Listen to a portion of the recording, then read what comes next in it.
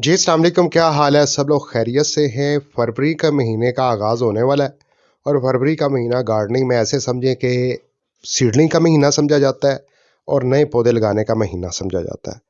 अगर आप already gardening कर रहे हैं, अपने घर में पौधे लगाए हुए हैं, तो यकीनन आप इस महीने में बहुत सी सब्जियों वाले पौधों की सीडलिंग कर सकते हैं और इसके साथ-साथ फलों, फूलों वाले पौधों की भी सीडलिंग कर सकते हैं। सेकंड नंबर पर हम इस वीडियो में जो बात करेंगे इस पॉइंट पे कि बीज लगाते हैं, बीज फूटते नहीं हैं, पौधे नहीं बनते।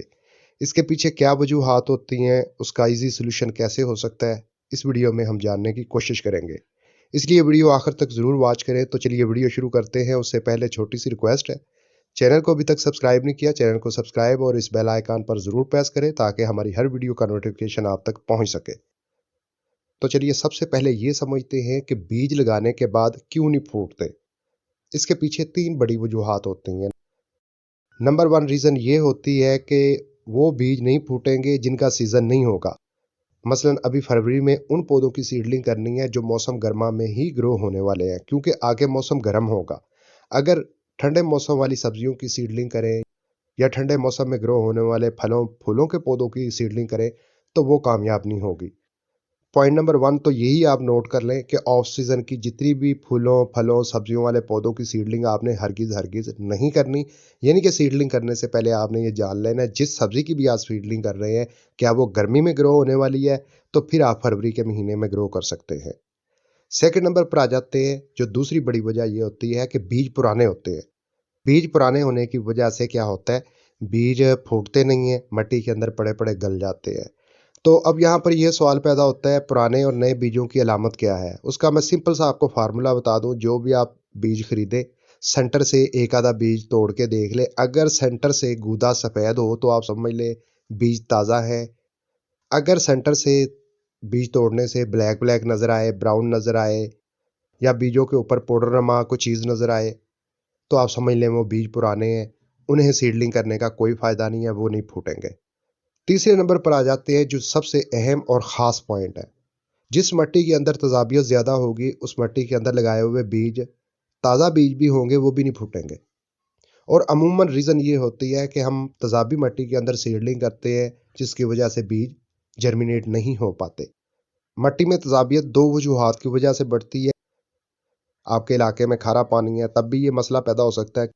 और सेकंड रीज़न ये होती है कि हम बहुत ज़्यादा खादों का इस्तेमाल करें, चाहे ऑर्गेनिक हो या केमिकल खादें हों। ज़्यादा खादों के इस्तेमाल से भी मिट्टी के अंदर जो पीएच लेवल है गैर मुतवाज़न हो जाता है, तेज़ाबियत बढ़ जाती है, जिसके नतीजे में भी सीडलिंग सही तरह जर्मिनेट नहीं होती। तो उसका मैं आपको आसान सा सॉल्यूशन बताता हूँ। इस तरह डब्बे के अंदर 1 लीटर पानी डाल लें और तकरीबन 1 चम्मच का चौथा हिस्सा इस चीज़ का डाल लें। ये क्या चीज़ है? मीठा सोडा, जो कि हमारे किचन में मौजूद होता है। तो क्या करना है, 1 चम्मच का चौथा हिस्सा पानी के अंदर मिक्स करना है और आधा घंटा वेट करना है।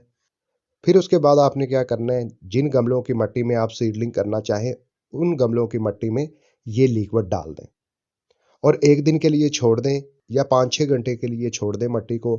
मिट्टी थोड़ी-सी ड्राई हो जाए, उसके बाद आपने सीडलिंग करनी है। सीडलिंग उसी तरीके से करनी है जिस तरह नॉर्मल रूटीन से करते हैं, यानी कि मिट्टी रेतली, बुरबरी, ज़रख़ेज़ बना लें। फिर बीज ऊपर रख के हल्की सी एक तह मिट्टी की लगा दें और हल्का सा शावर करके अपने गमलों को ऐसी लोकेशन पर रखना है जहां सुबह सवेरे 1-2 घंटा धूप पड़ती हो, बाकी छाँव बन जाए। दूसरे नंबर पर बार बार मिट्टी में पानी नहीं लगाना और मिट्टी को बिल्कुल ड्राई भी नहीं होने देना।